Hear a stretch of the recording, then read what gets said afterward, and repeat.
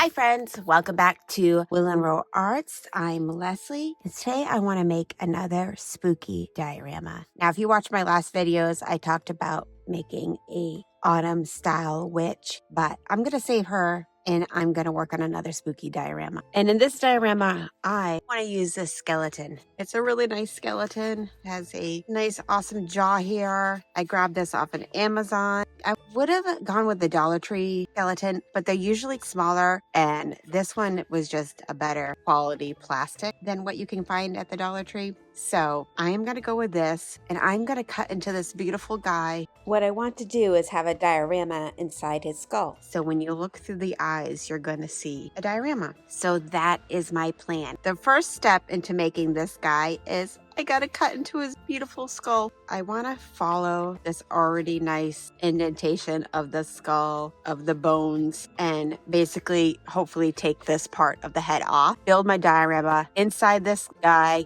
and then attach it back together. Crossing our fingers, it's gonna work. We're gonna try the easiest method right now, which is just a blade. Let's see if we could even get into here. I wonder if it's gonna work with just a blade. Actually, not bad. Although I might need more heavy duty blade, something with a little substance to it. This guy is just kind of a cheapy one. Let's see if this guy will work. I don't want to make it too jaggedy because I want to get it back together. If I get this guy in here. Now, I kind of want a serrated knife. Let me go get a serrated knife out of my kitchen. No. Okay, friends. What I'm going to do is I'm going to use a cutting wheel and my Dremel carving tool. Not as pretty as I wanted it to be. Just think that's how it's gonna have to be, my friends. I got this thing apart. Why did you do it so fast? I had to use this guy, otherwise it would have been forever. I was so afraid it was solid inside. I couldn't tell. You know, you could tell by the... Yeah. All right, we got that to work. It was a little nerve-wracking, but you know what? That worked fine. Then I'm gonna sand the edges. For the diorama itself, we're going to be looking through the eyes. We have our skeleton. We're gonna have to puzzle him together. That's future Leslie problem. We will make it work somehow. So this would be a cool, if you wanted to make something like this way, that could be a vibe of some sort. But I want my diorama to be visible through the eyeballs. So we're looking into the mind of this skeleton. When we're looking in here, I want to see a spooky graveyard scene. I'm just getting my layout of where I want my base to be. That gives me a lot of area to work with. I'm gonna make a little battery compartment area for this guy. Battery placement, it's gonna go in here. So we're gonna take our little cardboard platform out. We want it removable. Skeleton, you're going to the side. This is just air drying clay. Cheapy brush, glue. Just gonna smush this all over this cardboard. Go ahead and put this back in here because I want it to form the shape. I'm gonna let this guy dry. Right now, I want this guy removable. And we'll put him aside for a second. So what I wanna do next is work on some spooky trees. I made these trees in my coffee can dioramas. I made a fall version and another spooky version. I'll link those videos below, so if you want to see how I made these trees. Get my paint tray out. Get his first coat of black paint. We'll set him aside to dry. What I want to make next is a mausoleum. So my thought process is to use this egg carton and see if we can make a cool building out of the shapes that we have here. It already comes with a cool door. So let's kind of work that into our shape. Egg cartons have the best texture for stone. I'm just trying to work with the shapes it already provides me.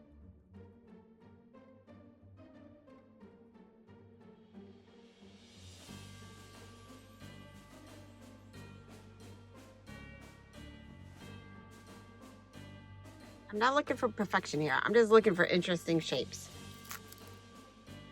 Bead with a toothpick stuck through it. That would be like an interesting shape. That's gonna look cool. I have some of these. I forgot what they're called right at the second, but let's use these for some kind of design in the front. I'm gonna take this and I'm gonna try to flatten it a little bit. That's gonna look good. We just plop and then we move into place. Plop down, move around. Part of the egg carton has a really cool shape. Let's see if we can work that in there. Once we paint that, that's going to be a cool mausoleum. And now I need to make a variety of headstones. Headstones can also be a variety of sizes. So we could do another little ornate design. We have some gravestones, some different like little monuments or whatnot, our mausoleum, and some spooky trees. What I'm going to do next is give just a layer of black paint.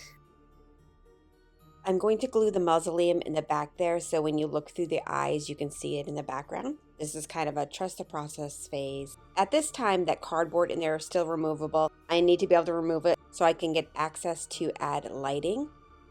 It's just going to be an awkward phase right now.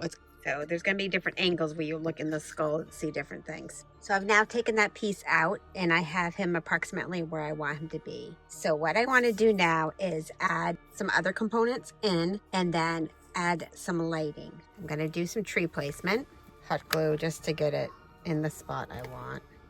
So I also want to add some of these gravestones in. PVA glue and hot glue. Right now, I'm adding some lighting.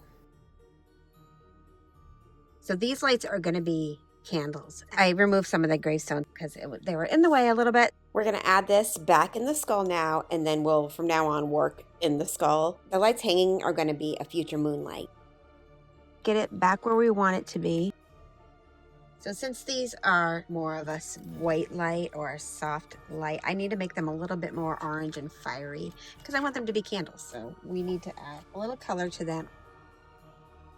Let's see. See if I could work a little bit backwards so you guys can see what I'm doing. You know what? We might get our turntable out so we can kind of move it around. So now I'm going to add in some more of the air drying clay. I'm going to fill in all the space that needs to be filled in. So can we see? Are you guys kind of getting it now, what I'm looking for? So what I want to do now is go over a lot of this stonework with a dark gray. This is just base coat. We added just a really quick base coat of blacks and grays. And then I need to let this dry a bit. The air drying clay still needs to dry. And I also want to add a little stippling of white to the mausoleum. We really just need to let things dry. I'm just too excited because I'm getting like ahead of myself here.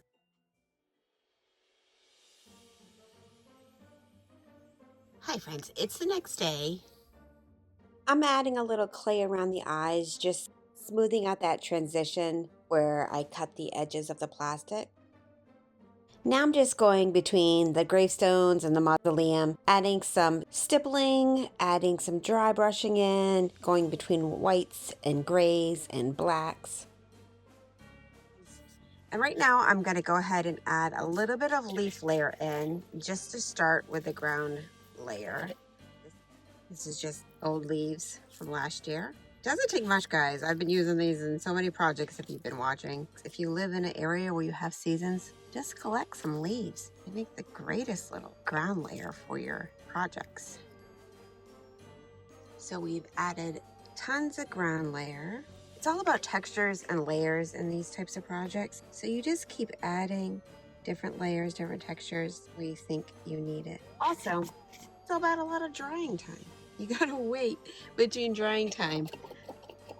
And I don't like to wait. I try to cheat with my heat gun.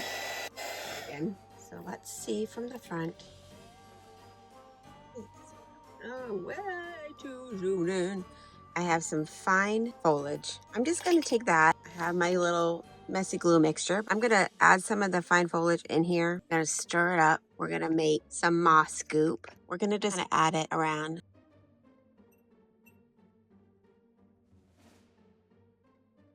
And now I have some cotton batting just to kind of look like maybe there's foggy or mist. So next we're gonna make our moon. We're gonna use this dome shape. I'm gonna trim it up. So I'm cutting with scissors. There we go. The moon is gonna go back here in this area. We can't hide the lights in the clear moon. So what we need to do, well, we'll scuff it up just so things will stick to it a little bit better. Okay, then I'm gonna take tissue paper. PDA glue, slap it on. Tissue paper, glue on both sides. Texture is okay. A moon has a lot of textures.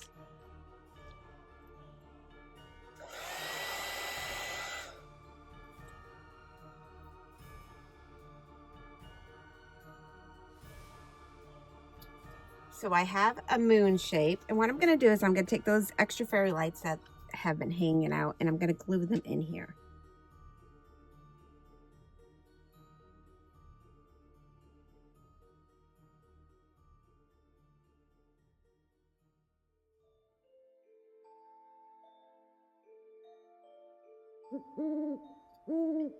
So I have a little piece of air drying clay here. I'm going to roll up. I think I'm going to make a little owl.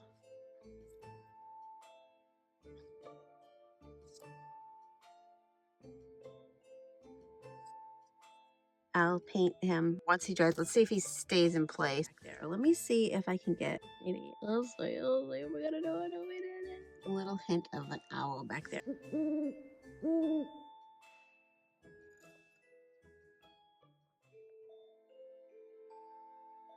It's a few hours later, friends, and I decided to take all the cotton batting out, or as much as I could. I do like the look of the cotton batting and how it added kind of a misty, foggy look. So I probably will add some back in. I realized after I put the moon in that when I turned the lights on, the moon lit up the whole entire skull, which made the moon itself disappear. So I decided to go ahead and paint the inner skull all black, and this makes the moon stand out so much better, and I like it a lot more now. Also, friends, I decided I wanted more candles in the diorama. So I added a bunch more lights in there all around the cemetery. So there's lots of glue happening in here right now, so I need to let this dry.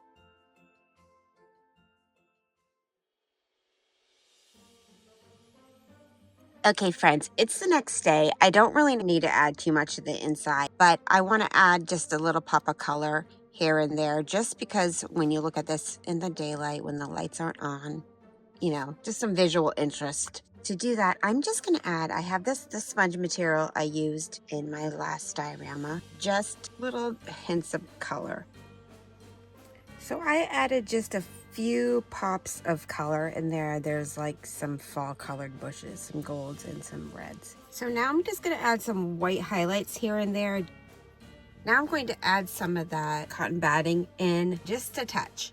So I added a little bit of the cotton batting just kind of in the back there, just a little touch so it looks like the fog's kind of rolling in back there. And I think that's like a nice little added touch. So I feel like I'm ready to close up this skull.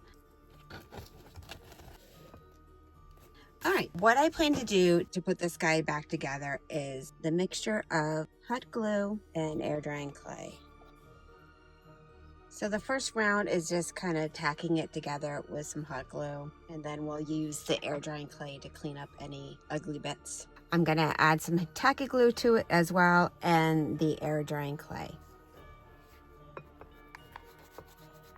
Just looking to clean up the seam.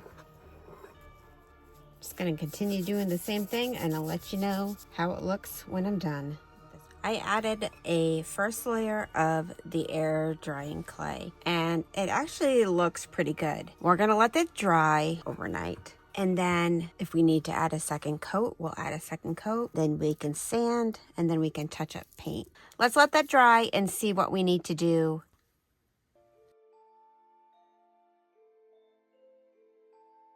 It's the next day. I'm pretty happy with the way that air drying clay came out. I gave it a good sand. I don't mind any little extra bumps or anything. So we're gonna give the skull a paint job, and we're gonna mix some off-whites, whites, browns, and some blacks together. I'm gonna go ahead and do that. I'm gonna basically stipple everything on so I don't have brushstroke texture.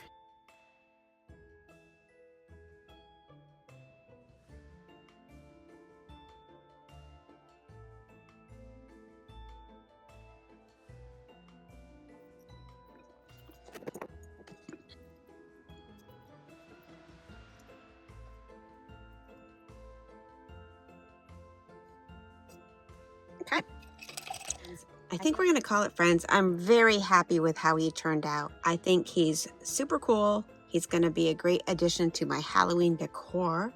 If you made it this far in the video, please comment below and add a little skeleton or skull emoji. If you have any Halloween plans this year, let me know if you're going to be dressing up and what you're going to be. We're going to be going trick-or-treating, and my kids have still yet to tell me what they want to dress up as. They're at the age where they're very indecisive, so it's going to probably be a last-minute DIY. Thanks everybody for watching. I really appreciate you all. Please like and subscribe if you haven't yet already. Stay tuned for the final photo results. Thanks guys.